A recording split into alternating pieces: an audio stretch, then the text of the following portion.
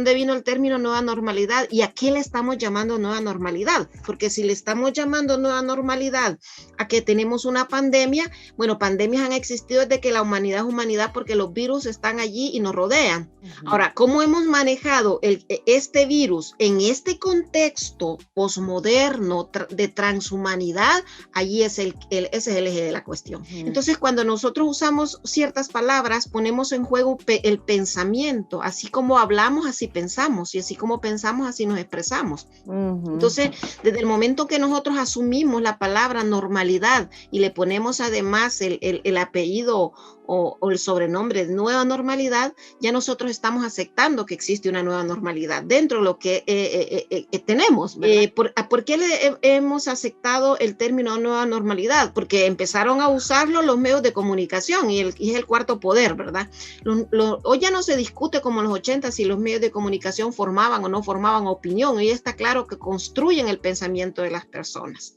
Bueno, yo creo que a lo que le llama la mayor parte de gente nueva normalidad es al hecho de vivir con restricciones de no poder estar en reuniones amplias o muy cerca de otras personas, o tener que usar mascarilla o alcohol, ese tipo de cosas básicas. Yo creo que eso no va a durar tanto tiempo, probablemente con la implementación de las vacunas, que hay 3 o 4 ya haciendo fila, y más tarde o más temprano llegarán y serán 90 o 95 la eficacia, pero de todas formas va a convertir la posibilidad de contagios dentro de pocos meses en un riesgo bastante bajo, que no debiera afectar tanto la vida cotidiana como la ha afectado hasta este momento. Sin embargo, hay cosas que van a quedar de secuelas, que no sé si son la nueva normalidad, pero el hecho que va a quedar la economía muy destruida, que va a quedar porque ya está muchísima gente habiendo perdido el empleo, que vamos a quedar con una situación fiscal en el país realmente muy complicada. Para que se haga una idea, en abril de 2017 entramos en un pequeño impago de pensiones de la deuda previsional y tuvimos una alarma muy grande y un castigo de las calificadoras de riesgo al país, y en ese momento estábamos solo con 3.5% de déficit fiscal y con 60% de deuda en relación con el PIB. Ahora vamos a terminar el año, si bien nos va, con 8.5% de déficit fiscal y con 90% de deuda como porcentaje del PIB. Eso hace que de verdad las finanzas públicas, aparte de que están siendo manejadas con demasiado desorden, irresponsabilidad, falta de transparencia, aún si no hubiera corrupción, que yo creo que sí la hay, pero aún si no la hubiera, al menos hay mucho despilfarro, y esos recursos van a hacer falta en los meses venideros para hacer todo el trabajo de dinamizar la economía y de hacer la compensación social a los grupos más castigados. Entonces, eso va a ser una parte estructural de la nueva normalidad. Nos vamos a quedar pagando altísimas cantidades por intereses de la deuda por muchos años, y eso va a ser un problema. Las escuelas probablemente van a tardar un poco más en normalizarse que otras cosas, y esa también puede ser parte de una nueva normalidad, que de todas formas no va a ser normalidad, como digo, tanto tiempo, pero sí vamos a estar un buen tiempo. Yo creo más bien en que es una nueva etapa, tal vez, ¿verdad? Una nueva forma de hacer las cosas, por ejemplo, ¿verdad? Porque en realidad todos los tiempos que vivimos van a ser siempre diferentes. Lo que pasa es que esta etapa o este año 2020 nos vino a cambiar realmente digamos, de imprevisto, por decirlo así, de unos hábitos, como hablábamos al principio, de hábitos, de costumbres, de cotidianidad, ¿verdad? Entonces, tenemos de la noche a la mañana que quedarnos encerrados, que empezar a usar mascarillas, que etcétera. O sea, hacer cosas que normalmente no las hacemos, y por eso la gente habla de la nueva normalidad, pero yo más bien creo es que es la época en la que nosotros tenemos que darnos cuenta que todas las cosas cambian, que toda la vida, que todos los hábitos pueden cambiar y no podemos quedarnos estancados.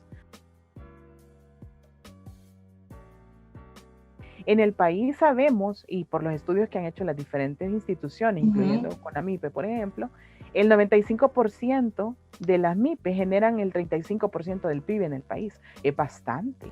Entonces, nosotros generamos los que tenemos emprendimientos o estamos constantemente haciendo emprendimientos, generamos un ingreso importante económico en el país y no solo en el país, ¿verdad? Porque si yo, tal vez no lo llamemos legal, ¿verdad? Pero supongamos que yo hago el proceso de enviarle a mi familiar lo que yo produzco y allá donde está en X país, él lo revende y me manda la plata, qué sé yo, pues ahí estamos hablando de internacionalización de un producto, ¿verdad? Ahora hay aplicaciones muy buenas de emprendedores o de empresas que ya de verdad que en tercera dimensión le muestran las cosas y de lado, de atrás, de frente, las medidas, el peso, etcétera, y ya lo llevan a la casa. Entonces, eso por lo menos se queda. Los emprendedores ya aprendieron y los que no han aprendido están en esa carrera de aprender para insertarse en las tiendas en línea, por ejemplo, ferias en línea, ¿verdad? Que antes, ¿cómo yo me iba a imaginar iba a ser una feria en línea? ¿Cuándo en la vida yo iba a ir a un stand, recorrer los pasillos de una feria virtual? O sea, esto para mí era como, ¿cómo voy a hacer yo eso? Eso no es igual. Y tal vez, exacto, la parte de tocar nos falta, pero yo puedo recorrer, ¿verdad? Subo el tercer pabellón donde nosotros tenemos un stand, por ejemplo, y entonces subo y ya veo que ahí está mi standcito, lo veo qué es lo que tengo, mis servicios, mi catálogo, etcétera, y la gente los está comprando.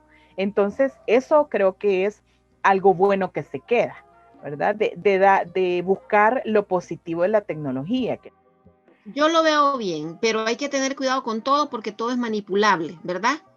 La pandemia, por ejemplo, ha sido manipulada políticamente. Este es el sueño de un político, la pandemia, ¿verdad? Porque no hay cosa que dé más dinero que las tragedias. Que una crisis, claro. Que una crisis, es el negocio mejor. Entonces, yo creo que se hacen los bigotes. Entonces, así es manipulable todo.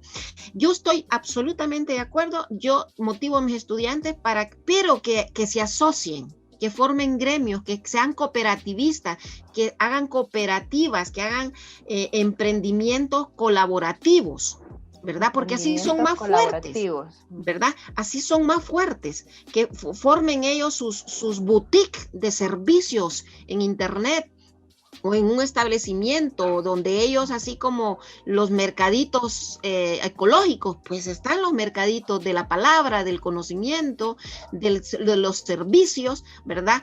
Porque no son ustedes los que van a ir a engrosar las filas de las grandes empresas, pues no son ustedes el combustible. Bueno, entonces ustedes deciden si quieren ir a hacer parte de un engranaje, de un modelo económico que está gastado definitivamente, que es horrible porque estos grandes oligopolios y estos grandes monopolios destruyen y son inhumanos y son no dan la cara. Pues yo prefiero ir a una cooperativa nacional a meter mis ahorros que a irlos a perder a un anónimo banco internacional que además están fusionando a cada rato, que ni le avisan a uno, que usted pone $100 y no los toca en 3 años y cuando vaya no tiene ni 5. Yo prefiero irle a comprar a la panadera de aquí, ¿verdad? Que a un pan internacional que es una bollería tan artificial, ¿verdad? Yo sé que si yo apoyo a mi emprendedor local, estoy apoyando el desarrollo y estoy empoderando a la gente local, a los territorios locales. Hablar de emprendimiento es darle a la gente ideas para consumir sabiamente e invertir sabiamente, ¿sí? Entonces, solo en ese sentido podemos cambiar verdaderamente esta realidad y aportar, y eso va a transformar la política, porque la política simplemente es la cúspide, el reflejo de la cochambre que vive en la cultura salvadoreña. ¿verdad? La política es la expresión de lo que somos. Si ¿quiénes son los políticos? El pueblo salvadoreño. Completamente, crucial, crucial. Lo que pasa es que el emprendedor hay que comenzar por entender y reconocer que cientos o unos cuantos miles de ellos perdieron todo lo que habían puesto, el poco capital que tenían para sus emprendimientos, y por tanto ahí sí debiera haber políticas de soporte con créditos que estén diseñados para levantar ese tipo de negocio. O sea, hay que ver el tiempo de periodo de gracia o las tasas de interés o las condiciones de desembolso de esos créditos. Eso es lo primero que habría que hacer, y luego, porque esa gente ya sabemos que tenía decisión de convertirse en emprendedor, ya había puesto un esfuerzo, entonces hay que rescatarlo. En cambio, además de rescatar a estos, hay que fomentar que otros se dediquen a emprender, pero eso pasa porque haya un clima de la economía que sea estable para todos, y eso pasa porque hay un clima político también que no esté tan envenenado, tan polarizado, tan confrontativo, sino que de verdad nos pongamos como pueblo y como país a sacar adelante esto y no a estarnos peleando unos contra otros. Pero sí estoy de acuerdo en que podría haber programas formativos que despierten y fomenten el emprendedurismo. En mi época, tener un periódico, una agencia de publicidad, eso era un sueño, se necesitaban millones y un montón de protocolos y cuestiones legales. Hoy no. Hoy no. Usted con una computadora y un buen programa que le puede costar $3,000, un buen equipo, usted puede crear opinión positiva, constructiva para el desarrollo, para el progreso, para construir un mundo mejor. Ahora, los medios tradicionales, prensa, radio, televisión tradicionales, pues están sobreviviendo también. Están en modalidad de sobrevivencia porque estamos en un modelo mundial, ¿verdad? Donde el poder, entonces una vergüenza, por ejemplo, cómo se maneja el tema de la vacuna. Los medios de comunicación no están informando, están desinformando y desorientando a la gente, no investigan. Pero yo creo que los medios de comunicación son un recurso imprescindible para que la sociedad, en primer lugar, sea consciente de cuál es su situación. ¿Cuál debería de ser el rol de los medios de comunicación a su criterio para la recuperación de nuestro país post pandemia? ¿En qué deberían de estar enfocados realmente el medio de comunicación? Tiene la parte informativa y la parte de opinión de los medios. La parte informativa para mí no tiene dónde perderse, es simplemente que digan la verdad y toda la verdad posible de lo que ocurre aquí y de lo que ocurre afuera, porque a veces viéndonos en el espejo de las mejores prácticas afuera o de malas prácticas de afuera, nos podemos nosotros también comenzar a reconocer y a rectificar. Entonces un medio de comunicación tiene que informarle a la gente con decencia, con honestidad, con rectitud de las cosas que ocurren en la gestión pública, tanto en El Salvador como fuera. Pero también tiene, creo yo, el deber de intentar trazar mensajes positivos, y eso sobre todo puede venir en los espacios de opinión o dándole realce a las experiencias como las que estábamos hablando, a las que algunas empresas ya lo hicieron y otras lo hagan, de tener buenas prácticas de respuesta a la pandemia. Hay que darles cobertura para que otros vean que no todo es malo, que estamos haciendo cosas buenas y que es posible salir adelante. Pero en este debate quien gana realmente es el que propone, Friedman, que la economía no tiene ética y que su última finalidad es buscar utilidades. Entonces estamos volviendo al punto que se queda el sistema. El sistema no va a cambiar, va a evolucionar a una transhumanidad. ¿Y qué es la transhumanidad? Es la última ideología del modelo post-liberal, post-neoliberal de esta época que estamos viviendo postmoderna. ¿Y qué es la transhumanidad? Bueno, es la que considera que la biología humana es deficiente y que por tanto debe ser sustituida al 100% por máquinas, y que hacia eso vamos, y todo apunta hacia eso. Bueno, hay varias cosas importantes. La primera es que quizá ha obligado a todos a tener un poco más de tiempo reflexivo, de no estar en un ajetreo, en un dinamismo que no que no da ni para el autoexamen, ni para la espiritualidad, ni para la comunicación de fondo con familia y amigos. Eso nos ha obligado a todos, la pandemia, a estar más en casa, a pasar más tiempo de calidad con la familia, y digamos, eso en sí mismo es un punto bueno que ojalá quede como aprendido y como nuevo, porque igual también al no haber restricciones de movimiento puede volver a la situación que teníamos, donde todos los valores son el máximo rendimiento, el máximo dinero, la máxima explotación de horas de trabajo, y donde la gente, incluyendo los jóvenes, tienen 10, 12 o 14 horas del día que estar prendidos al estar con medios informáticos y no tener que estar en el lugar de trabajo. A veces los empleadores creen que pueden disponer todo el tiempo de los trabajadores, incluyendo fin de semana. Para redondearle un poco también, hay cosas buenas que ha dejado esto, como el medio ambiente ha estado menos maltratado, obviamente. El consumismo se ha reducido, aunque ya está encontrando sus rutas alternas por vía de comercio electrónico, pero digamos también el consumismo se ha reducido, se ha aumentado el aprecio por la salud y por la vida, y por la solidaridad en cierto sentido, y por la responsabilidad social. Yo creo que hay cosas buenas, pero también puede haber cosas muy malas, según cómo cada sociedad, cada grupo, cada familia, cada persona lo tome. Yo creo que lo que tiene la mayoría de emprendedores, la misión es no vencerse, ¿verdad? No dejarse vencer. También tener un plan de comunicación, que ahora ya vamos a hablar más adelante, creo yo, de lo que es lo digital, ¿verdad? Entonces, es importante ver qué es lo que está moviendo al mundo en este momento. Y en este momento está moviendo que las redes sociales, las plataformas digitales. Entonces, ¿a dónde tiene que estar mi negocio? Ahí adentro.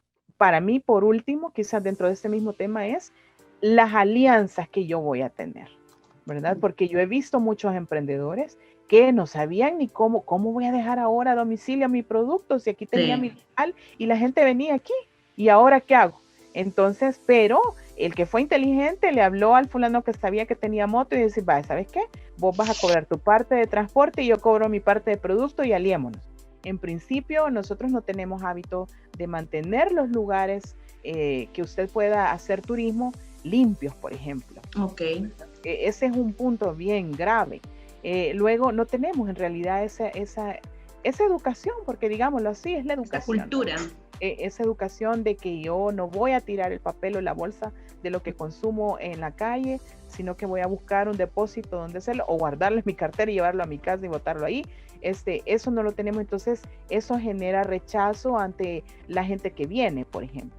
Y eso es algo bueno que ha traído la pandemia, que nos ha enseñado que tenemos que ser productores.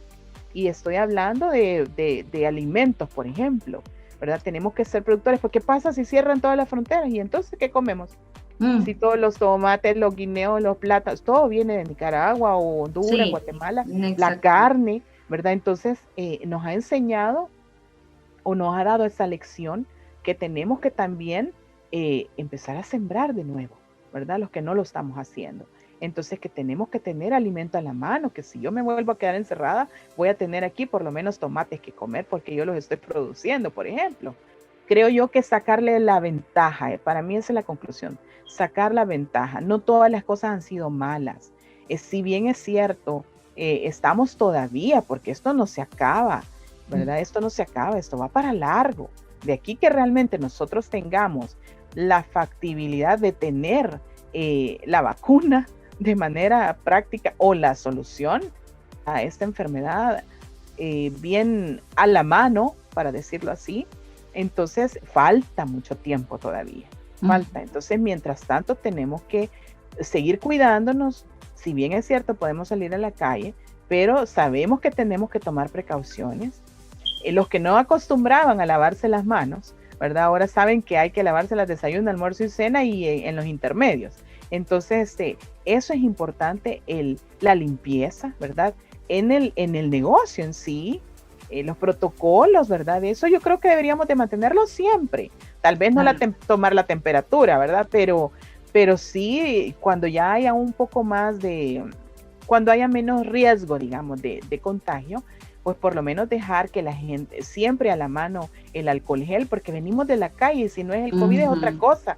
Entonces, en realidad eso creo que disminuirían otra cantidad de enfermedades también, porque todo esto va a dejar una secuela de enfermedades, no solo COVID, sino que vienen gente que va a tener secuelas de problemas respiratorios, de otros tipos de enfermedades. Entonces vamos a ser más, como le dijera, más fácil, vamos a contagiarnos de cualquier otra cosa que venga. Entonces estamos ya con esa sensibilidad a flor de piel, ¿verdad? Entonces creo yo que tenemos que estar preparados ante eso. La conclusión es que debemos prepararnos. Nos lanzó entonces a un modelo que era el modelo que desean, ¿verdad? El modelo que va a venir a sustituir, ¿verdad?, a las personas por un sistema que además, si uno investiga, y le voy a dar datos, la gente que es clase media cree que todo el mundo está conectado y no es cierto. Creo que el 40% de la población, entre 35 y 40% de la población del sector público desertó. Y de ese 40% es seguro que el 25% no va a volver a las escuelas. Entonces, ¿qué significa? Que este modelo que se llamaba incluyente, porque es para los que no pueden de otra manera, ha terminado siendo el más excluyente, porque esta cantidad de personas no van a integrarse.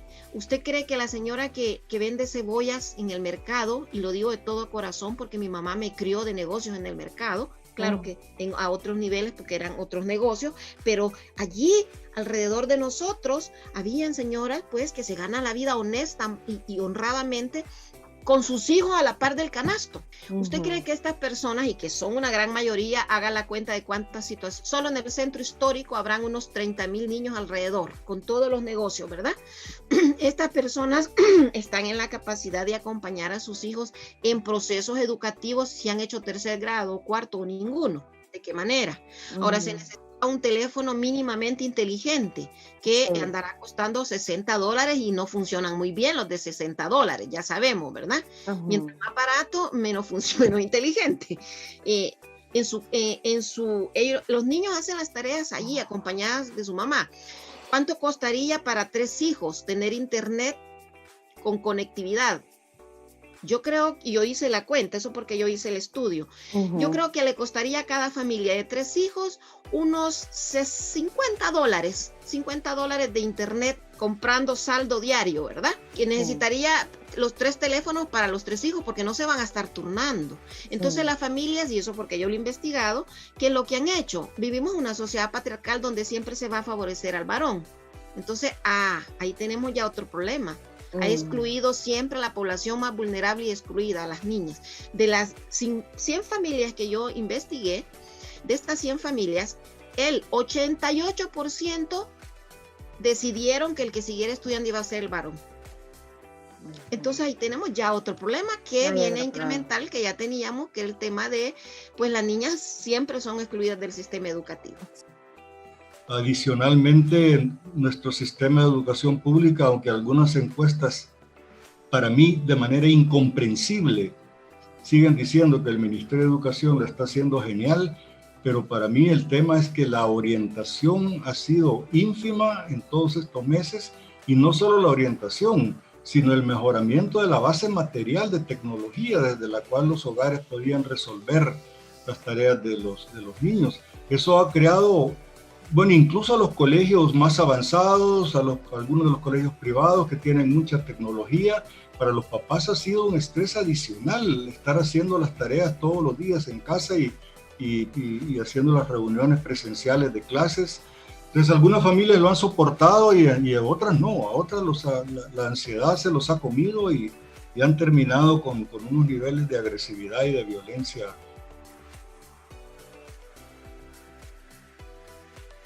Tenemos un Ministerio de Educación lleno de gente nueva, sin experiencia, ¿verdad? Usted ya sabe, usted tiene muchos años ya de trabajar y ha llevado su carrera a la par, que la experiencia es fundamental. que en la universidad a uno le dan un bañado, ¿verdad? Un esmalte para tener idea, pero que es la experiencia cuando uno realmente aprende, y la experiencia es cara. Entonces, primero, no tienen la capacidad técnica, eso es claro, y a mí que me lo vengan a preguntar y yo se los digo en la cara, no tienen la capacidad técnica, ¿verdad? Y eso es obvio, tienen gente joven. La gente joven debe acompañarse de gente con experiencia, claro, para que el joven le transmita al adulto y el adulto le transmita al joven. Así funcionan las grandes universidades, Yale, Notre Dame, todas las grandes universidades así funcionan. No es que usted saque a toda la gente con experiencia y ponga solo jóvenes. Eso es politiquería y ese es populismo. Entonces, en el sector público y en el sector privado de bachillerato hacia abajo, ellos no estaban en la virtualidad. No estaban en la virtualidad, excepto colegios como los internacionales. Exacto, colegios de muy alto nivel, ¿verdad? Con clase, pues, que con poder adquisitivo, tenían ya un cierto inicio. Le digo porque nosotros en Paradigma estuvimos asesorando a la Asociación de Colegios Privados del Salvador y vimos cómo andaban las cosas. Nadie se esperaba esto, pero nadie, ni en broma, ¿verdad? Sí, fue una película de terror. Entonces, eso ha sido una improvisación. Para mí este año es lecciones aprendidas, pero los niños no han, y la lección aprendida primera es que los niños han perdido el tiempo. Yo creo que es desde la escuela, desde la comunidad educativa, de padres de familia, en diálogo con directores escolares y maestros. Yo no creo que van a venir del gobierno las soluciones. Y no porque sea este gobierno, que además no creo en este gobierno, pero aunque fuera otro, no creo que va a venir de ahí la solución. Mire, la pregunta que usted me dice requiere una respuesta holística, es decir, integral. Esto no puede resolverse si no es de una manera integral. Y integral pasa por ponernos de acuerdo como sociedad. Ese es el primer punto. Y no hemos visto a lo largo de la historia, ni antes ni hoy, mucho menos, que el país vaya encaminado hacia un diálogo de todos los sectores. Cuando uno habla de mayorías, no habla del montón de gente. Habla de la presencia de todos los sectores sociales. Ricos, empresarios, mini empresarios, dueños del agro, trabajadores, obreros, campesinos, mini emprendedores, estudiantes, académicos. Hablo de todos los sectores. Entonces no hemos creado esa plataforma que nos permita sinceramente y honestamente y rigurosamente, es el diálogo que nos permita entrar en acuerdos comunes y análisis de las necesidades reales del país. La idea de que los sectores lleguen a acuerdos rigurosos, es decir, que se hable con la ciencia en la mano, con los estudios de la realidad en la mano, no con intereses políticos en el mal sentido de interés político. El interés político es la educación, porque política es toda la acción que usted hace por su ciudad para vivir mejor y lograr el bien común. Esa es política, ¿verdad? No es lo que consideramos nosotros política, un grupo de personas de un partido que tienen intereses definidos por su grupo y se ponen a manipular las cosas para lograr esos intereses. Eso es lo que nosotros hemos entendido por política. Sí y no, porque solo un sector es el que ha logrado hacer eso. Cuando todos los sectores hacen eso, logran una negociación y ponerse de acuerdo. Y ahí se logra pues la media aritmética, es decir, llegar a una situación justa, ¿verdad? En donde todos están medianamente representados sin llegar a estas situaciones en las que nosotros hemos vivido. ¿Para qué vamos a llegar a estos acuerdos integrales de comunicación, de diálogo? Para hacer un análisis honesto, sincero de las necesidades que tenemos en el plano educativo, ¿verdad? Con esto en la mano, nosotros estamos en capacidad de saber cuáles son los programas educativos que necesitamos, las carreras que necesitamos, el modelo educativo que necesitamos, el modelo pedagógico que necesitamos. En la fundación, por ejemplo, ese es nuestro trabajo fundamental. Nosotros hemos hecho un estudio histórico que nos ha tardado 10 años hacerlo y hemos desarrollado un modelo educativo propio para la región a partir de nuestras necesidades reales y un modelo educativo propio. El modelo, y curiosamente, el modelo se llama modelo educativo comunicacional, partiendo de que la educación es una comunicación, un intercambio, un diálogo y una negociación. Y el modelo pedagógico socio-transformacional, porque usted lo acaba de decir hace un rato también, hay que transformar la sociedad y la sociedad pasa por la educación. Fíjense que quien se tuvo la idea de empoderar educativamente a las mujeres ni siquiera fue una persona de izquierda, fue en el siglo XIX un teórico clásico de liberalismo económico. ¿Y cuál era el concepto? ¿Quiénes educan a los hombres? Las mujeres. Claro, entonces, ¿cómo podemos tener mujeres analfabetas educando a los hombres que son el futuro de la patria? Dijo él, ¿verdad? Y eso tiene sentido. Entonces, queremos que nuestros hombres sean el futuro, si estamos en el esquema patriarcal, pero nuestras madres son analfabetas. Nuestras madres tienen que trabajar 10, 12 horas diarias y dejar a sus hijos solos, y cuando llegan cansadas no les pueden ayudar porque no tienen el recurso. Llamo a los estudiantes, universidades, a implementar esas ideas de emprender, porque de emprender es actuar, es ejecutar, es crear, y eso lo puedo hacer en mi propio negocio o dentro de una empresa también, ¿verdad? Lo que le llamamos en inglés entrepreneur, ¿verdad? Que es emprendedurismo o emprendimiento, emprendimiento interno. Entonces, si no tenemos nosotros esa mentalidad emprendedora y no la educamos desde los colegios, desde las universidades, difícilmente vamos a seguir pensando que somos un empleado más y que va para el mientras tanto, porque esa es la mayoría de personas que salen de los colegios, salen de la universidad, todavía nos están educando para ser empleados, para recibir un cheque, que pues sí, pero y ahora ni siquiera eso tenemos garantía, ni siquiera los empleos. Entonces, porque creo que en el país no existe algo tal cual, ¿verdad? No.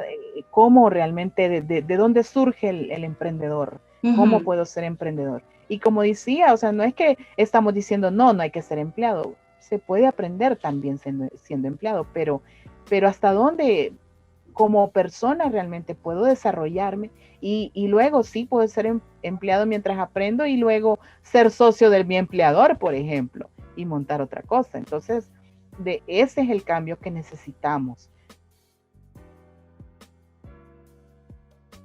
Es la oportunidad de crear, bueno, muy bien, ¿no? ¿Quieren nueva normalidad? Bueno, hagamos una nueva normalidad donde nosotros diseñemos modelos de negocio más humanos, donde reforcemos el desarrollo local de nuestra gente, donde reconozcamos esta gente que usted tiene en el fondo allí y que les echamos discursos románticos, ay, el trabajador salvadoreño. No hay que verlo con romanticismo, hay que ir a ayudarle, hay que ir a consumirle a la gente, hay que enseñarle a manipular bien los alimentos, hay que educarnos entre todos. Los jóvenes tienen que ir a aportar su conocimiento a estos emprendedores, enseñar a leer y a escribir, hay que reinventarnos, reamarnos, reconocernos y renunciar a esta sociedad excluyente, racista, porque somos terriblemente racistas, marginadores, ¿verdad? Y vernos como patria por primera vez, como hermanos, y que solo uniéndonos, apoyándonos, creyendo en nosotros, creemos en el salvadoreño. Mentiras, no creemos. Nosotros no creemos.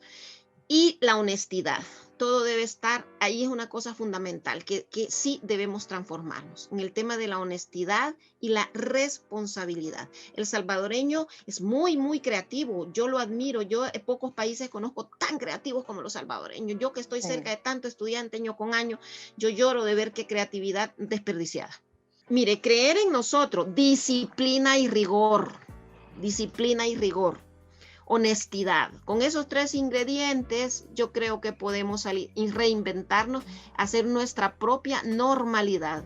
Una normalidad que ya no sea estar sometidos a una idea cultural de marginación, porque mire, el tercer mundo y el subdesarrollo se llevan en la mente. ¿Cómo transformar eso? Primero es un eje de educación ética, eso es fundamental. Sin ética no podemos. Hay que transformar la conciencia ética. Ética viene de ethos, de la manera como un organismo se comporta en su medio y nos comportamos de manera no ética, insolidaria. Somos bien insolidarios, egoístas, ladrones, presumidos, y eso no nos ayuda. Entonces nos tenemos que educar todos. Primero crear conciencia de cómo hemos sido y a dónde nos ha llevado este modo de ser. Entonces, cómo debemos ser si queremos llegar a otro lugar. Pero la primera lección que sacamos, o reflexión si se quiere, es que este es un pueblo que al final sigue siendo muy perseverante, muy luchador, ha sabido ir saliendo adelante contra una montaña de dificultades, y creo que ese es un valor del salvadoreño que hay que profundizar siempre. Y segundo, que es una lección negativa, la confrontación y el envenenamiento de la política y de la convivencia social no conduce a nada, nos va a hacer daño a todos, comenzando por aquellos que creen que se están beneficiando de esa polarización. Nos va a hacer daño a todos. Tenemos que, ojalá, resurgir de esto con mejores aires de respeto entre nosotros y de unidad nacional y de esfuerzo conjunto. Yo creo que lo primero es que desde que yo me levanto, tener algo que hacer. Desde el día siguiente yo voy a decidir qué voy a hacer. Si yo me levanto a salud y tengo la oportunidad, ¿qué voy a hacer yo con eso? Eso es, para mí es la clave. Aquí no hay magia, o sea, aquí no es que yo, sí, sirve mucho el yoga, sirve la concentración, hay muchas otras herramientas, ¿verdad? El NPL, lo que usted quiera, o sea, puede existir 40,000, pero si usted no tiene la voluntad, igual esas 1,000 herramientas no le van a servir de nada.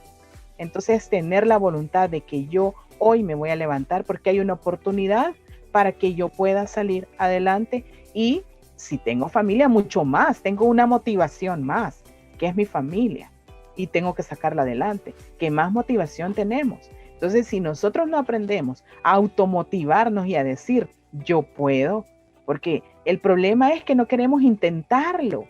Entonces, intentémoslo. Esa es la mejor programación, es quitarnos de la cabeza las excusas y decidir.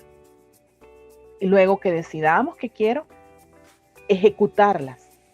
Eso para mí es como el resumen. O sea, todas las cosas que vienen son por decisión. Yo voy a decidir quedarme en un rincón llorando, o yo voy a decidir salir adelante, ¿verdad? Y entonces, y con eso, y el que quiera, ¿verdad? Con mucho gusto le puedo dar miles de testimonios de mi vida, porque yo, a mí, gracias a Dios, que lo único que no me ha dado es COVID, pero de ahí todo lo demás, ¿verdad? Entonces, he recibido cualquier cantidad de enfermedades y cualquier cantidad de accidentes. Llevo 7 cirugías y aquí estoy ante la pandemia diciendo, se puede. Entonces, eso es lo importante, que de cada situación que a mí me acontece en mi vida, ¿qué es lo que yo voy a sacar? ¿Lo peor o lo mejor?